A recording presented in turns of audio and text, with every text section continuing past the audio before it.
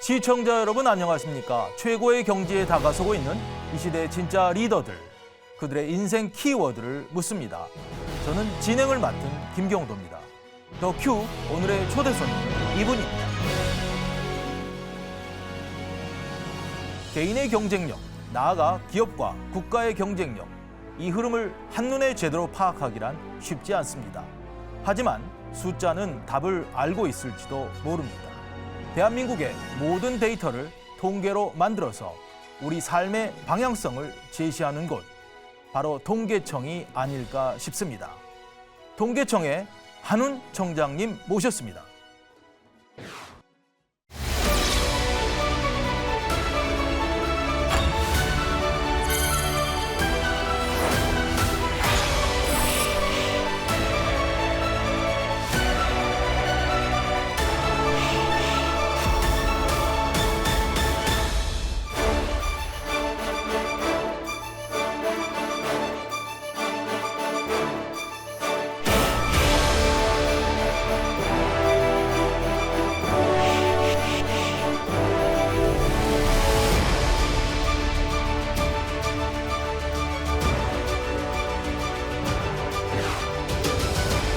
청장님 안녕하십니까? 예, 안녕하세요. 네.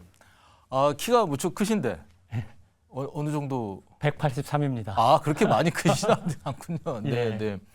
우리나라 통계도 그렇게 청장님 키처럼 굉장히 이렇게 큰 성장을 했나요, 그동안? 예, 그렇습니다. 지금 외국의 통계청장님들은 굉장히 많이 만났거든요. 그래서 한국 통계에 대해서 많이 배우고자 합니다. 네, 네. 그래서 우리도 이제 통계 선진국이 됐구나 네. 하는 거를 느낄 때가 많이 있습니다. 많은 그 다른 나라 통계청장님들께서 예, 우리 한국의 통계청장님을 뵙기를 원하는군요. 예, 그렇습니다. 그러니까 한 수 가르쳐달라 뭐 이런 얘기인가요? 예, 벌써 그렇게 됐습니다. 왜냐하면은 이게 통계에도 종류가 여러 가지 종류가 있거든요. 예를 들어서 이제 조사 통계가 있고요. 네. 그리고 행정 자료를 활용한 행정 통계가 있습니다. 그리고 또 요즘 많이 활용되는 빅데이터 통계가 있거든요.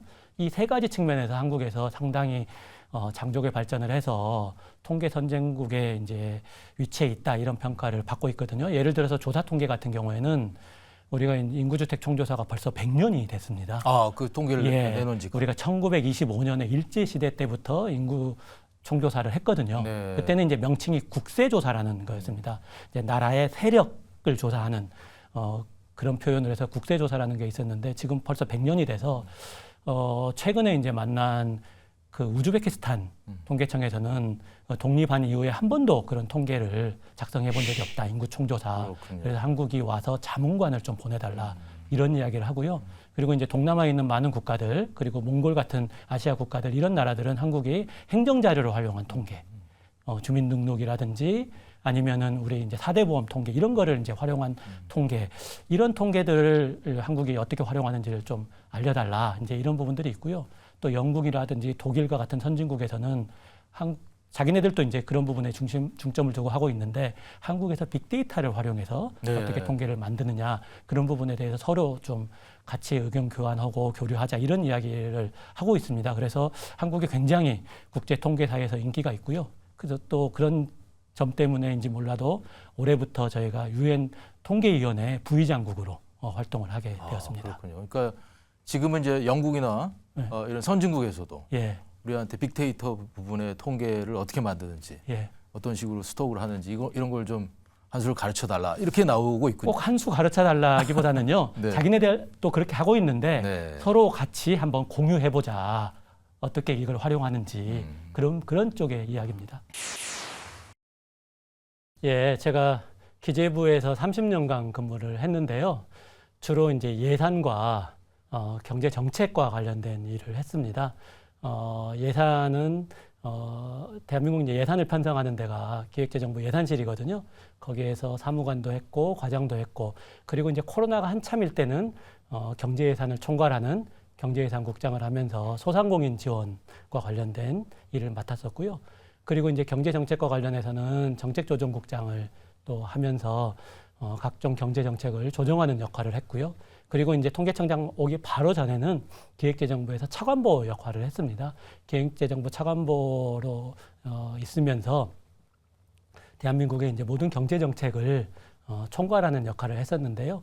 그때 이제 특히 이제 통계를 굉장히 많이 받습니다. 왜냐하면 성장, 분배, 고용, 물가, 부동산 이런 부분을 전부 다 총괄을 하거든요. 그래서 통계와 같이 생활했다고 해도 과언이 아닐 정도입니다. 매달 초에는 그러니까 물가 통계를 보고 그러니까 물가 상황을 체크를 했고요. 매달 중순에는 이제 고용 통계가 나옵니다.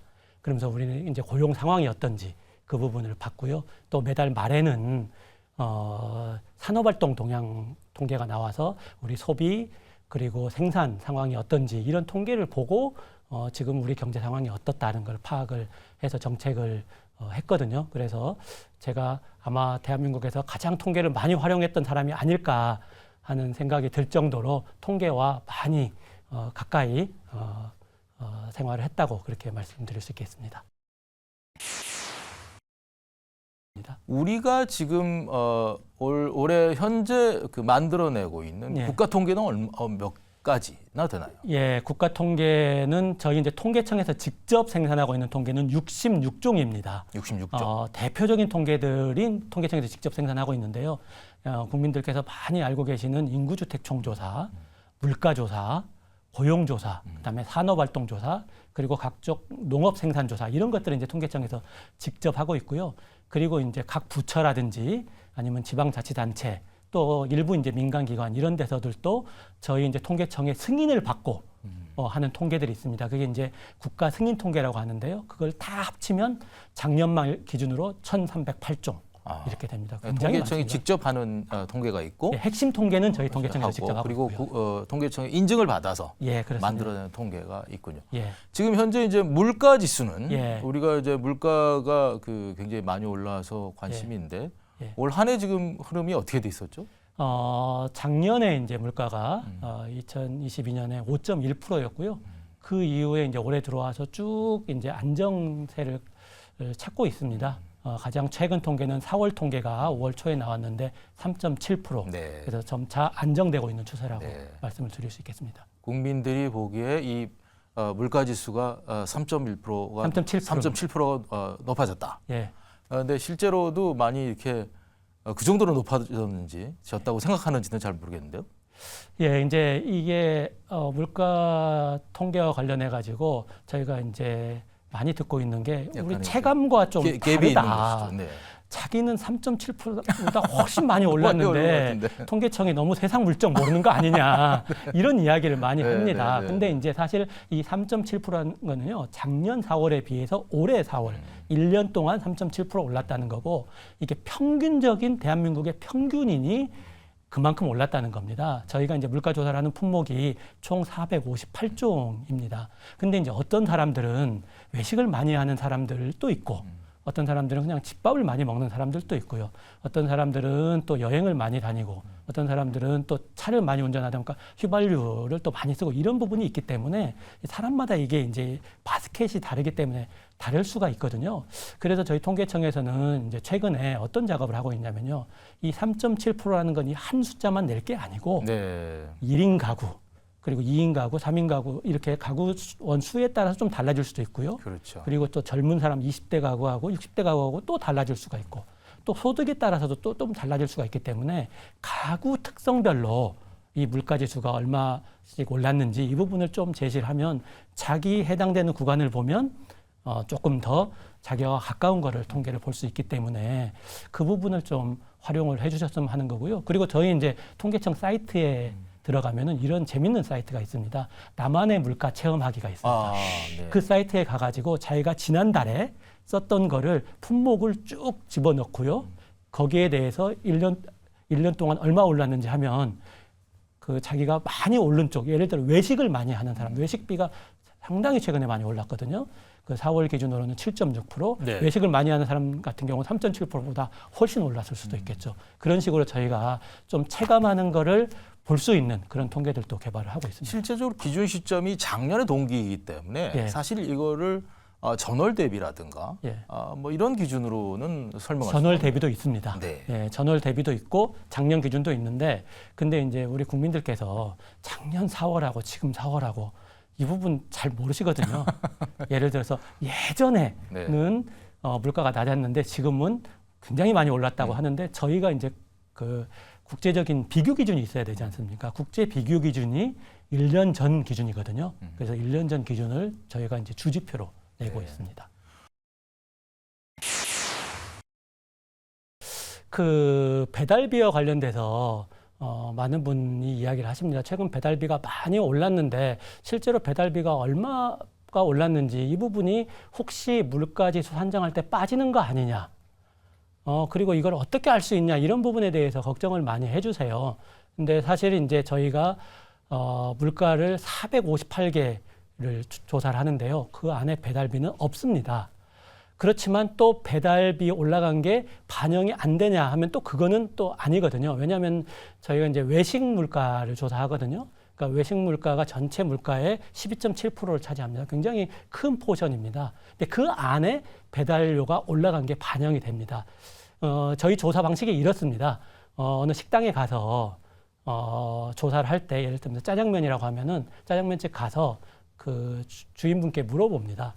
여기 짜장면이 여기 홀 매출이 많습니까? 아니면 배달이 많습니까? 이렇게 물어봅니다. 그래서 홀 매출이 많다고 하면 그 음식값만 물어봅니다. 근데 배달이 많다고 하면 배달비를 포함한 짜장면 가격을 물어봐서 조사를 하기 때문에 배달비가 올라가면 그 외식 물가에 포함이 됩니다.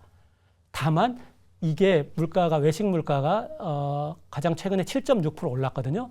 그럼 그게 얼마만큼이 짜장면 가격이 올라가지고 그러니까 음식 가격이 올라가지고 올라간 건지 얼마만큼이 배달비가 올랐는지 이 부분에 대한 구별이 현재로서는 안 되거든요. 그래서 저희가 이제 조사 방법을 개선해서 이 부분을 그 음식값하고 배달비를 별도로 조사해가지고 저희가 이제 내려고 하고 있고요. 올 연말부터는 그렇게 제출하게 되면 그렇게 이제 저희가 물가를 산출을 하게 되면은 실제로 이제 배달비 증가하는 부분들을 국민이 더 체감할 수 있게 할 수 있을 것 같습니다. 통계청 예. 한훈 청장님 하면 생각나는 키워드를 한번 몇 개 꼽아봤는데 여기 뭐 여러 가지가 있습니다. 예. 뭐 닮고 싶은 상사, 뭐 제주 한 달 살, 뭐 다 뭐 모두 여쭤보겠습니다만 예. 어떤 키워드가 좀 눈에 들어오시는지요? 보니까 이제 저 개인적으로 관련된 키워드들도 있고요. 예. 저희 업무와 관련된 키워드들도 있는데 제가 가장 신경 쓰고 있는 거는 국가통계 개혁. 네. 예, 그 부분이 가장 지금 현재로서는 마음에 와닿는 키워드입니다. 국가통계 개혁은 아까도 말씀하셨지만 국가통계가 굉장히 선진화된 시점이고 예. 또 다른 많은 나라들이 benchmark할 정도로 굉장히 여러 가지 상당히 선진화돼 있는데 근데 그걸 또 혁신하는 겁니까? 왜 그런 이유 그런 거죠? 이 부분에 대해서는 끊임없이 혁신을 해야 된다고 생각을 하고요. 제가 올해 이제 업무 계획을 발표를 할 때 정확히 말하면 국민 중심의 국가통계 혁신 이 부분을 제가 맨 앞에 내세웠습니다. 왜냐하면 사실은 통계청이라는 데가요 국민과 가장 가까이 있는 조직입니다. 저희는 저희 조사 요원들이 저희 통계청이 굉장히 큰 조직이거든요. 몇 분이 넘으시나요? 3,400명 정도 그렇게나 많습니다. 합니다. 네, 네. 저희가 지방에 56개 지역에 저희가 사무소가 있습니다. 네. 왜냐하면 직접 가서 통계 조사를 해야 되기 때문에요. 그렇죠. 네. 그래서 그분들이 직접 가가호호 방문하면서 통계를 만들어냅니다. 그리고 그 만든 그 조사한 통계를 가지고 가공을 해서 또 국민들의 의사결정에 도움을 줄 수 있도록 저희가 이제 그거를 다시 서비스하는 기관이거든요. 그래서 이제 국민 중심이고요. 그리고 통계는 끊임없이 혁신을 해야 됩니다. 왜냐하면 국민들이 통계에 대해서 요구하는 게 계속 달라질 수가 있거든요. 그리고 예전 방식대로 통계를 만들다 보면 그 아까 물가와 같이 국민들이 체감하지 못하는 이런 부분들도 있을 수 있습니다. 그리고 또 시의성 있는 통계를 또 많이 요구를 하거든요. 그렇죠. 그래서 이제 그러한 시의성 있는 통계를 또 만들어야 되고요. 그리고 그런 통계들을 또 잘 활용을 해야 됩니다. 왜냐하면 통계가 아까 말씀드린 것처럼 저희 통계청에서 만드는 통계는 66종이고 1308종은 다른 기관들이 만들고 또 그것 말고 또 빅데이터 통계들이 있거든요. 이거를 잘 결합해서 더 유용한 통계를 만들어내는 것도 중요하고요. 그리고 그렇게 생산한 통계 그렇게 이렇게 결합해서 만들어놓은 통계들을 또 국민한테 제대로 서비스하는 이런 부분이 중요하기 때문에 그런 부분에서 끊임없이 혁신을 해서 국민들의 의사결정에 도움을 주는 역할을 해야 된다 하는 차원에서 국가통계 혁신이라는 거를 제가 키워드로 맞습니다. 통계가 우리 삶에 왜 중요한 겁니까? 예, 통계라는 게 아까 제가 말씀드렸다시피 국민의 사는 모습과 국민들의 인식, 생각을 조사하는 겁니다. 어찌 보면은 우리 대한민국의 현재 모습의 스냅샷이라고 할 수 있거든요. 그래서 그 부분이 국민의 의사결정에 굉장히 도움이 됩니다. 네. 그래서 개인의 의사결정에도 도움이 되고요. 기업의 의사결정에도 도움이 되고 중앙정부, 지방정부의 의사결정에도 도움이 됩니다. 그렇기 때문에 이 통계라는 게 국민의 삶에 중요하고요. 예를 들어서 개인의 경우에는 이사를 간다고 할 때 어디로 이사 갈지를 이렇게 찾지 않습니까? 그러면 사람에 따라서는 자연환경이 좋은 데를 찾는 사람이 있고 교육환경이 좋은 사람들이 있는데 그 부분에 대해서 통계를 보면 굉장히 도움이 될 수 있거든요. 그래서 이제 의사결정에 도움을 주는 거예요. 기업들 같은 경우는 신제품을 만들고자 할 때 국민들의 선호가 어떻게 바뀌는지 이런 부분들을 통계를 통해서 이해를 할 수 있거든요. 그리고 정부가 정책을 수립하고 할 때도 물가가 어떻게 변하는지 그리고 고용이 어떻게 변하는지 이런 거를 보면서 지속적으로 그 정책을 수정해 나가거든요. 저도 기재부에서 근무할 때 통계를 보면서 정책 방향을 결정하고 조율을 해 나갔기 때문에 이게 통계는 우리 국민들의 삶의 기본이 된다. 의사결정의 기초가 된다는 측면에서 통계와 가까이 하시게 되면은 굉장히 도움을 많이 받으실 수 있을 것 같습니다. 어떻게 보면 통계를 잘 국민들이 이용할 때 현명한 이 생활이 될 수가 있고 예. 또 더 경제적인 생활이 될 수 있고 예, 뭐 이런 이점들이 있는 것이죠. 그렇습니다. 네. 예, 예. 네. 근데 이제 사실 좀 많이들 어렵게 생각을 하세요. 예. 이걸 좀 어떻게 좀 쉽게 예, 또 뭐 굉장히 이해가 되게 예. 이렇게 이제 전달을 해야 될 텐데요. 그래서 사실은 이제 통계라는 게 많은 국민들이 통계하면 좀 골치 아파하십니다. 왜냐하면 이게 수학에 속해 있거든요. 네. 수학을 배울 때 많은 국민들이 아시겠지만 맨 뒤에 확률 통계가 있거든요. 네. 그래서 우스갯소리로 수포자들은 거기까지 가지도 못하고 네. 끝나는 경우도 네. 있다. 네. 이런 이야기를 네. 해서 통계를 굉장히 어렵게 생각하시는데 그래서 저희가 통계청에서는 국민들이 조금 관심 있는 분야, 좀 체감할 수 있는 분야, 좀 재밌어하는 분야의 통계를 좀 제시를 해서 국민들이 통계가 이렇게 국민의 삶에 도움을 주는구나, 우리의 궁금증을 해줘야 주는구나 이런 쪽의 통계를 만들려고 하고 있고요. 그런 차원에서 저희가 3월 말에는 제주 한 달 살기 통계라는 거를 한번 냈습니다. 제주 한 달. 예, 그래서 그 부분에 대해서 많은 언론에서도 관심을 많이 가져주셨고요. 지금도 저한테 그 통계에 대해서 재밌게 봤다 하시는 분들 좀 더 자세히 설명해 주시죠. 제주 한 달 살기 통계라면요. 네. 제주에서 한 달 살이 하는 게 꽤 유행이지 않습니까? 그렇습니다. 제주 한 달 살기 하는 게. 근데 이제 제주도에 제주관광공사라는 곳이 있습니다. 제주 관광 정책을 이제 총괄하는 데인데요. 그쪽에서 저희에게 협업 의뢰가 왔습니다. 사람들이 제주 한 달 살기를 많이 간다고 하는데 도대체 어느 정도 규모가 제주 한 달 살기를 하는지 그리고 그 사람들이 와서 주로 어디서 거주하시고 또 어디를 관광하시는지 네. 또 어떤 분들이 제주 한 달 살기를 오시는지 이런 부분을 잘 모르겠다. 네. 통계청에서 있는 통계를 가지고 좀 협조를 해달라고 해서 저희 이제 통계청이라는 기관이 국민들이 관심을 가져야 하는 통계를 생산하는 기관이지 않습니까? 그래서 이 부분은 제주 한 달 살기를 계획하는 사람은 관심을 가질 수 있겠다. 그리고 제주 한 달 살기 하는 사람을 대상으로 어떤 그 상품을 개발하려고 하는 그런 관광업계에서도 관심이 있을 수 있겠다. 그리고 이런 관광 정책을 수립하는 제주도에서 관심이 있을 수 있겠다 싶어서 저희도 적극적으로 이번에 참여를 했습니다. 약간 이제 파일럿 프로젝트라고 할 수 있는데요. 그러네요. 그래서 제주 한 달 살기에 대한 규모라든지 특성이라든지 그거를 분석해서 3월 말에 발표를 한 바가 있습니다. 하셨습니까? 예.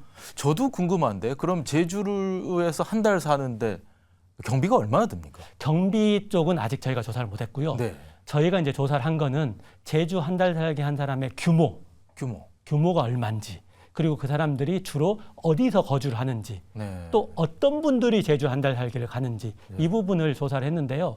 그 조사하는 과정을 잠깐 말씀드리면요. 네. 사실 제주도에 한 달 살기를 가실 때 그 주민등록을 옮긴다 이런 생각은 안 하거든요. 그렇죠. 그냥 서울에 주소를 두고 한 달 갔다가 옵니다. 그리고 제주 한 달 살기를 가실 때 이분들이 비행기를 타고 가시든지 배를 타고 가시든지 하는데 거기가 이제 해외가 아니지 않습니까? 네. 그러니까 입출입 신고가 없어요. 네. 그러니까 제주 한 달 살기를 주민등록이라든지 입출국 기록으로는 알 수가 없습니다.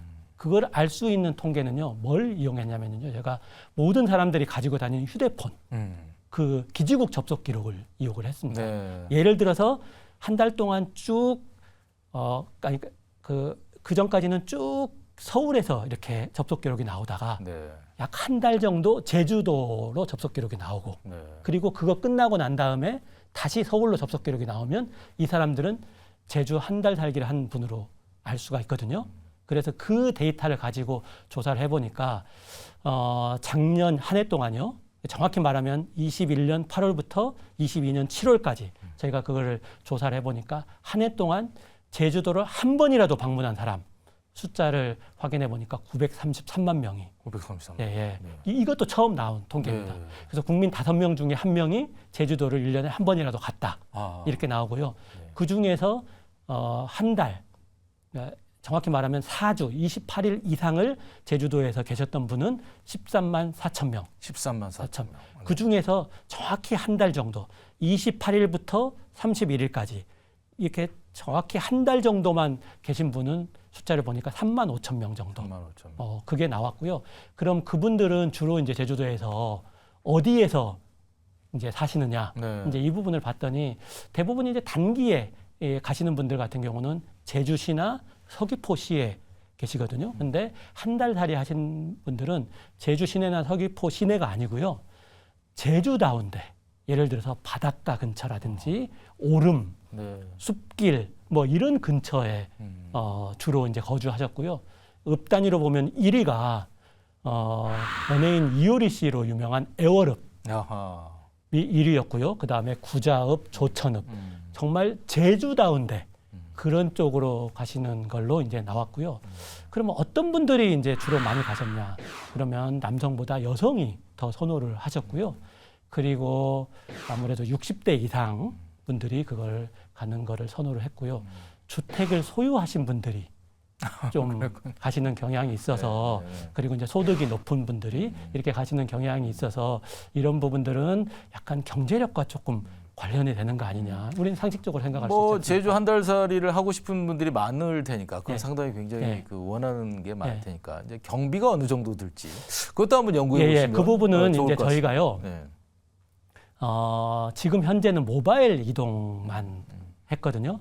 저희가 이제 연말까지 좀 하려고 하는 게 신용카드 사용 네. 기록도 하려고 하고요. 그다음에 이제 경비 얼마냐 했느냐는 이런 부분들은 사실은 이거는 서베이를 좀 해야 되는 쉽지는 일인데 않겠습니다. 그래서 네. 그런 부분들은 이제 필요하다면 좀 서베이를 통해서 할 수도 있을 것 같습니다. 그러니까 이렇게 통계청이 요즘에는 이렇게 국민들에 좀 더 다가가고 설명력을 높이기 위해서 그런 그 파일럿 예. 통계 프로그램을 많이 하는데 예. 건강과 관련된 프로그램도 많이 하신다고요? 예, 제가 최근에 이제 국립암센터를 방문을 했습니다. 네, 네. 그게 이제 왜 그러냐면요. 저희가 이제 협업하는 것 중에 복지부하고 이제 협업을 하는데요. 그쪽에서 이제 암과 관련된 연구를 많이 합니다. 암 진단부터 치료 그리고 사망까지 관계된 데이터베이스를 구축을 하고 있습니다. 네. 그런데 암 진단 치료는 복지부에 있는 산하기관을 통해서 다 되는데 사망과 관련된 부분은 그쪽에서는 그 병원에서 사망하시는 부분들은 가지고 있는데요. 병원에서 사망하시지 않고 댁에서 사망하시는 경우 이런 부분은 사실은 정확한 기록이 없거든요. 네. 근데 그거는 저희 통계청에서 사망 원인 통계라는 거를 작성을 하고 있습니다. 1983년도부터 사망 원인 통계를 그러니까 돌아가시면은 사망 신고서를 제출을 할 때 사망 원인을 제출하니까 저희가 그거를 입수해서 83년도부터 하는데 83년도부터 지금까지 계속 1위가 암입니다. 네. 최근에는 암으로 인한 사망자가 비중이 훨씬 높아졌습니다. 약 26% 되거든요. 40년 동안 그렇게. 예. 그러니까 지금 현재요. 네. 과거에도 이랬는데 지금 현재 네. 2021년 기준이 이제 최근 기준인데 21년 기준에 사망자들의 원인 중에 1위가 암이 26%입니다. 2위가 심장질환, 3위가 폐렴, 그리고 4위가 뇌혈관 질환이거든요. 2위, 3위, 4위를 합친 것보다 많습니다. 암이. 그만큼 암이 중요하거든요. 근데 이제 저희가 그런 통계를 가지고 있기 때문에 최근에 이제 국립암센터하고 협업을 해서 저희가 암 사망 원인 통계 자료를 국립암센터에 제공을 했습니다. 그래서 그 제공 자료가 어떻게 활용이 되는지 그 부분에 대해서 저희가 좀 가서 이야기도 듣고 앞으로 추가적인 협력을 할 게 뭐가 있는지 이 부분에 대해서 이야기를 듣기 위해 가지고 국립암센터에 갔고요. 그래서 이제 그쪽에서 이야기를 들었는데 굉장히 고무적인 이야기를 들었습니다. 그 전에는 암 연구를 할 때요. 암 사망자 중에서 예를 들어서 국립암센터에서 암 진단 받아가지고 치료받고 하신 분 중에서 자기네들이 국립암센터에서 사망하신 분이 평균적으로 한 30%에서 50% 정도밖에 안 된답니다. 그럼 나머지 분들은 잘 모른다는 거예요. 그렇기 때문에 자기네들이 완전한 암 연구가 안 됐는데 저희 통계청에서 그 자료를 해주면서 그 치료받으신 분이 지금까지 살아 계신지 아니면 돌아가셨다면은 어떤 원인으로 돌아가셨는지 예를 들면 그 암으로 돌아가실 수도 있고요. 그다음에 합병증으로 돌아가실 수도 있지 않습니까? 그리고 일부는 자살을 하신 분들도 계시고 그래서 그런 부분을 좀 파악할 수 있어서 암 환자에 대한 예우라든지 이 생존자 관리라든지 이런 부분에 대해서 연구를 좀 더 체계적으로 완전하게 할 수 있다 하는 그런 이야기를 들어서 굉장히 이제 보람이 있었고요. 저희가 암 사망 통계를 제공한 거와 관련해서 그리고 추가적으로 할 미션도 하나가 생겼습니다. 뭐냐면요. 지금은 사망 원인 통계만 제공을 해주는데 6월 달부터는요. 저희가 국립암센터 내에 통계 데이터 센터를 개소를 합니다. 그렇게 되면은 저희가 이제 인구 가구 통계 등록부라는 게 있습니다. 그러니까 개인하고 가구를 중심으로 해서 모든 통계 자료를 다 묶어놓은 그 자료입니다. 그러면 거기에는요 지역도 나와 있고 직업도 나와 있고 이제 이런 다양한 내용들이 소득도 나와 있고 다양한 부분들이 있거든요. 그 자료를 제공을 합니다. 그렇게 되면은 어떤 지역에 있는 사람들이 암이 많이 걸렸는지 어떤 직업군이 암이 많이 걸렸는지 이런 부분들도 추가적으로 연구를 할 수가 있게 되거든요. 그래서 최근에 이제 이슈가 됐던 것 중에 하나가 급식 노동자들의 폐암 발병률이 높다. 이런 부분들이 이야기가 됐었는데 이제 이런 거와 관련된 연구를 사전에 할 수 있는 이런 부분들이 될 수 있어서 국립암센터에서도 많이 기대를 하고 있습니다. 실제 암 치료의 여러 가지 임상 연구, 뭐 여기 빅데이터 연구에 상당한 도움이 될 수 있겠습니다. 예, 네. 그럴 수 있을 겁니다. 네. 그래서 암 연구의 획기적인 전환점이 되지 않을까 하는 기대를 해봅니다. 자가 주거비 통계도 만드시나요? 예, 그렇습니다. 물가 통계와 관련해 가지고요. 아까 이제 물가 통계도 이 체감과 관련된 문제도 있지만 자가 주거비와 관련된 말씀을 하시는 분들이 많으세요. 지금 현재는 우리가 이제 물가 통계를 하면서 전월세, 전세나 월세를 사시는 분들이 전세나 월세나 올라가는 부분은 통계에 잡힙니다. 네. 그런데 저희 이제 물가 지수에 아까 말씀드린 3.7% 거기에 자가 주거비, 실제로 자가 주거 하는 사람, 자기 집에서 제 사는 집에서 사람, 타는. 하는 사람은 실제로 돈을 내지는 않지 않습니까? 그냥 자기한테 내는 거지. 그렇죠. 그래서 그 부분은 잡히지가 않기 때문에 실제로 우리 물가 통계에 주거비 비중이 너무 작지 않느냐. 다른 나라에 비해서. 그래서 우리나라는 지금 현재는 9.8%입니다. 근데 만약에 자가 주거비를 포함한다고 하면은 27.8%거든요.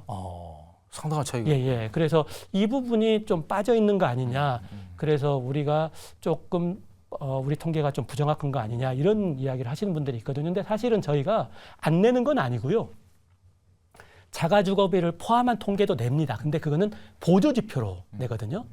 근데 사람들이 주지표, 보조지표 하면 보조지표는 잘 관심이 없거든요. 그렇죠. 네. 그러다 보니까 언론에서도 잘 안 쓰고 그래서 이걸 주지표로 전환을 해야 된다 하시는 분들이 많이 있거든요. 그래서 그 부분에 대해서 저희가 이거를 주지표로 전환을 하는 게 맞는지 아니면 이제 주지표로 전환을 하면 또 우려하시는 분들도 있어요.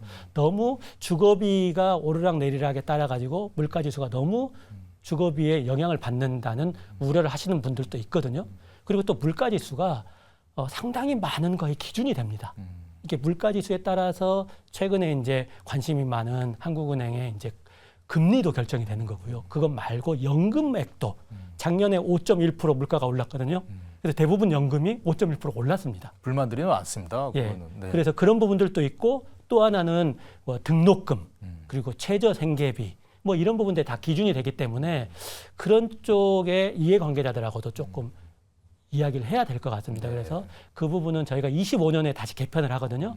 25년까지는 그 부분에 대해서 결론을 내서 자가주거비를 주지표로 할 건지 여부를 결정을 해야 될 것 같습니다. 그 부분에 대해서 OECD하고도 좀 이야기를 해봤는데 OECD에서도 한 38개국 중에 한 20개국 정도는 주지표로 하고 있고 나머지는 안 하고 있어서 그런 부분들도 OECD의 트렌드도 좀 보고요.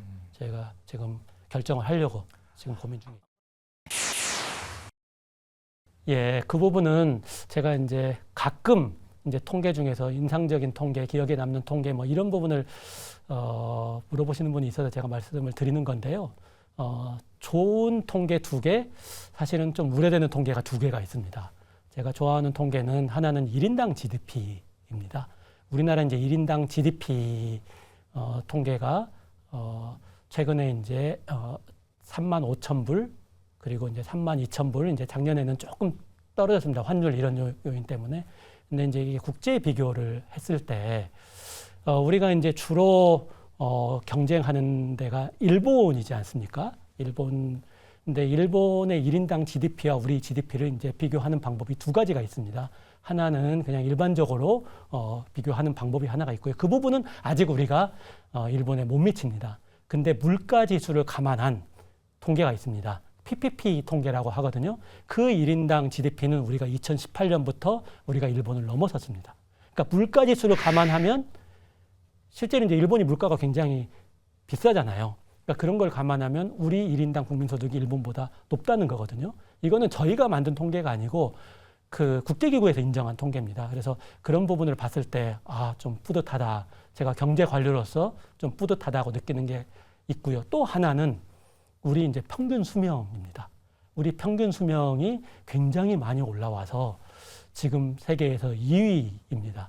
이거는 이제 1위는 일본입니다. 일본은 워낙 장수국가로 유명했기 때문에 일본이 1위고 우리가 다른 나라를 다 제끼고 2위거든요. 그만큼 우리나라의 보건 수준, 생활 수준이 올라왔다는 거라서 저는 이 2가지 통계를 굉장히 자랑스럽게 생각하고요. 그다음에 우려하는 통계는 사실 우리가 이제 경제적으로는 이렇게 성공을 이루었는데 삶의 질 측면에서 우리 삶의 만족도 측면에서는 사실 상당히 우려하시는 분들도 많고 그 수치가 좀 낮습니다. 대표적인 통계 2개를 말씀드리면 하나는 우리 자살률입니다. 우리 자살률이 OECD에서 1위거든요. 그래서 이게 굉장히 안타깝습니다. 그래서 우리가 경제적으로 이렇게 올라왔는데 이런 부분은 자살률을 보면 상당히 우려스럽고요. 그래서 이 부분에 관련해 가지고 우리가 어떻게 하면은 이 부분을 좀 낮추기 위한 부분을 해야 될지 이제 고민이 되는 부분이고 또 하나는 합계 출산율입니다. 합계 출산율이 작년에 0.78, OECD 평균의 반도 못 미칩니다. 그래서 그 부분은 사실 상당히 우려가 되는 통계입니다. 이거는 이제 사실 합계 출산율이라는 거는 경제 사회적인 구조, 그리고 우리 삶의 만족도, 그리고 가치관, 그리고 경쟁적인 환경 이런 게 다 같이 결합된 거거든요. 그래서 이게 합계 출산율을 개선하기 위한 노력도 좀 필요한 것 같다. 그래서 이런 부분들이 우리 현재 한국 사회의 명암을 보여주는 것 같아서 제가 통계를 4가지를 말씀을 드리겠습니다. 아까 그 유엔 전체적인 기구에서도 우리가 역할을 한다. 예. 그건 어떤 의미가 있는 건가요? 예, 그 유엔 통계위원회는 이제 유엔에 가입된 모든 나라들이 거기에 이제 유엔 통계위원회에 참여하고 있습니다. 그러니까 우리가 보통 하면은 유엔 표준 뭐 이런 거 이야기하지 않습니까? 그래서 대부분의 이제 통계를 낼 때 유엔 표준을 따릅니다. 근데 그 표준을 결정하는 게 유엔 통계위원회고 그 유엔 통계위원회에서 의장단이 그 의제 설정을 할 때 중요한 역할을 합니다. 그래서 저희가 이번에 그 의장단이 5개국이거든요. 그래서 대륙별로 안배가 돼 있습니다. 그래서 이번에 저희가 부의장으로 선출이 돼서 2년 동안 활동을 하게 되는 거거든요. 그러면 그 유엔 통계위원회에서 저희 발언권이 세지고 그 유엔 표준을 결정할 때 저희가 보이스를 낼 수 있는 이런 부분들도 있고요. 그리고 유엔 통계위원회 의장국이 됐다 하는 것 자체가 외국에서 봤을 때 한국이 통계에 대해서 상당히 선진국이다 하는 이런 부분들이 있어서 저희가 이제 한류가 세계에서 많은 관심을 끄는 것처럼 통계도 그런 부분들과 같이 이야기 같은 식으로 해서 한국의 통계도 세계적으로 많은 관심을 받을 수 있는 이제 이런 부분이 될 것 같습니다. 아까 제가 말씀드린 여러 가지 이제 파일럿 통계들도 많이 이제 공유를 하려고 하고 있습니다. 요즘에는 자연재해에 대한 통계도 관심이 많습니다. 예. 사실은 작년에 어땠고 또 재작년에 어땠고 뭐 올해 어떨 것 같다라는 뭐 그런 얘기 예. 하면서 하여튼 이 뭐 비가 오고 눈이 오고 하는 예. 이런 상황들이 어떻게 됐었다 예. 하는 것의 설명들이 예. 예. 굉장히 좋은 우리 앞으로의 이제 그 생활을 하는데 많이 도움이 되기 때문에 자연재해에 대한 통계는 어떤 식으로 좀 운영을 하고 예, 있어요? 지금 자연재해와 관련해 가지고요. 사실은 이제 재난 방송을 보시면은 재난 방송을 할 때 이렇게 작년에 흰남노가 우리를 이렇게 쓸고 갔지 않습니까? 그때 보면 그 태풍의 영향권, 그 태풍의 진행 경로와 관련된 거를 속보를 계속 이야기를 합니다. 네. 그때 이제 보면은 태풍의 풍속 그리고 여기에 예상 강우량 이 정도만 이야기를 합니다. 그런데 사실은 중요한 게 그러면 태풍의 그 영향권에 있는 지역에 약간 좀 사는 사람이 얼마인지 여기에 이제 농작물 어떤 농작물이 주로 재배가 되고 있는지 그리고 거기에 좀 재난 위험 취약한데 예를 들어서 1인 가구라든지 반지하 주택이라든지 어린이집이라든지 뭐 이런 부분들에 대한 통계도 같이 제공을 해주면 국민들이 경각심을 가지고 준비를 할 수 있을 것 같은데 사실 현재는 그런 부분이 없습니다. 그래서 통계청에는 지금 현재 서비스하고 있는 크게 이제 포탈이 2개가 있는데요. 하나는 국가통계 포탈이라고 코시스라고 있습니다. 이게 기자분들이 많이 이용을 하는데 우리 통계 아까 그 말씀드린 1308종 통계를 다 거기에 보여주는 게 있고 또 SGIS라고 있습니다. SGIS, S는 통계, 스태티스틱스의 S고요. GIS는 지리정보 시스템, 통계와 지리정보가 있는 SGIS 시스템이 있습니다.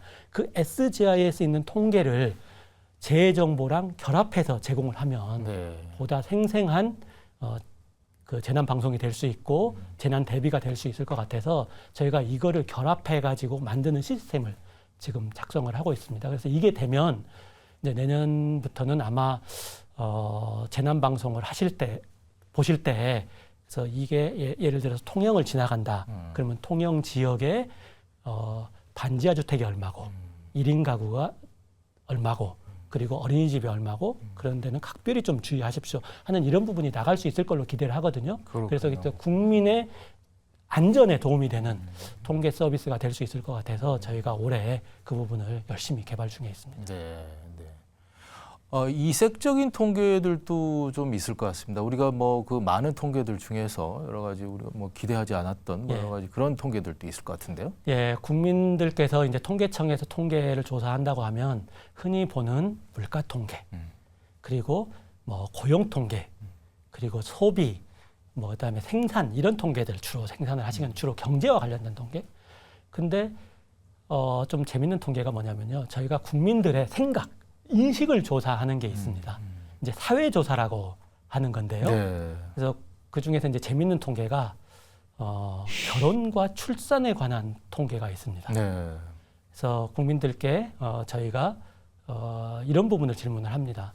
결혼을 꼭 해야 된다고 생각하는 이게 이제 저출산과 다 관계가 되어 있기 때문에 저출산이면 일단 결혼을 하고 그다음에 출산을 하고 이제 그런 부분을 그게 그 통계를 물어보니까요. 작년 기준으로 결혼을 해야 된다 생각하시는 분이 50%입니다.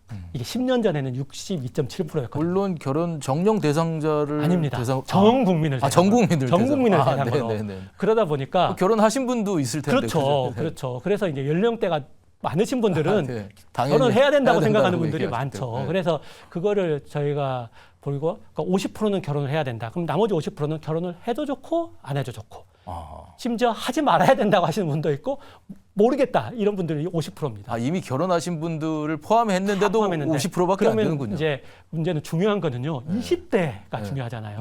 20대는 얼마 정도 될 것 같습니까? 35%입니다. 그러면 10대는요? 29%입니다. 그러니까 이런 부분은 저희가 이제 정책을 할 때 좀 참고를 해야 되고요. 그리고 또 하나는 결혼을 하면 아이를 낳아야 된다. 네.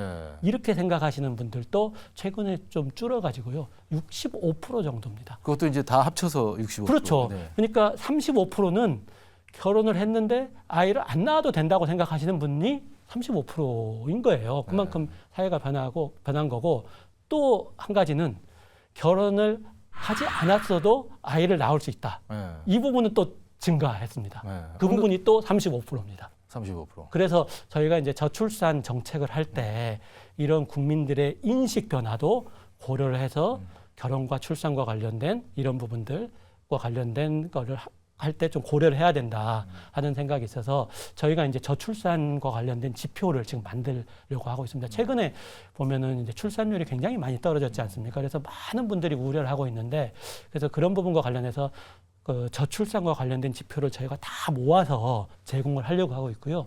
그 중에서 핵심적인 부분이 가치관의 변화. 이런 부분들도 저희가 있는 통계도 모아서 제공을 하고, 그리고 필요한 통계는 더 개발해가지고. 총장님께서는 그 마라톤, 예, 뭐 풀 코스를 뛰시는 건가요? 풀 코스는 뛰진 않았고요. 하프는 많이 하프, 뛰었습니다. 그럼 한 20km 이상을 예, 뛰시는 거예요? 예. 뭐 마라톤을 그렇게 열심히 뛰신다고 하던데. 건강 관리가 제일 큰 거고요. 네. 최근에 1년에 얼마나 이렇게? 예? 1년에 얼마나? 1년까지 계산 안 해봤고 일주일에 주로 저는 아침에 뜁니다. 네. 아침에 일찍 일어나. 저는 아침형 인간이거든요. 네, 네. 그래서 아침에 일어나서 일주일에 한 3번 정도 10km를 10km씩. 예, 정도를 1시간 정도에 그 서울에 있을 때는 양재천, 그리고 제가 대전에 이제 관사에 있을 때는 갑천 이렇게 10km를 이렇게 뛰면서 건강 관리도 하고, 그 시간이 저한테는 굉장히 소중한 시간입니다. 왜냐하면 그 10km를 뛰다 보면 뛰면서 내가 뭔가 오늘 해야 될 일을 이제 생각할 수도 있고요. 그리고 오늘 같은 이제 인터뷰가 있으면 인터뷰 때 이런 이야기를 해야 되겠다. 그리고 기고문, 아무래도 기관장이다 보니까 기고문 같은 거 요청이 오면 기고문을 이렇게 풀어나가야 되겠다. 이런 거를 뛰면서 이렇게 생각을 하면 한두 번 뛰다 보면 이게 이제 정리가 되면 빨리 메모해가지고 하고, 그런 식으로 저는 사실은 이게 건강관리도 되고 제 생각도 정리할 수 있고, 그런 면에서 굉장히 소중한 시간입니다. 그런데 사실 1시간 10km를 1시간 동안에 뛰신다는 거는 굉장한 스피드 같은데요. 예, 그 정도면 그냥 막 뛰어가지고는 안 되고요. 꾸준히 연습을 해야 됩니다. 그거는 저희 이제 러닝머신에서 10km 이렇게 하려면 사실 쉽지 않거든요.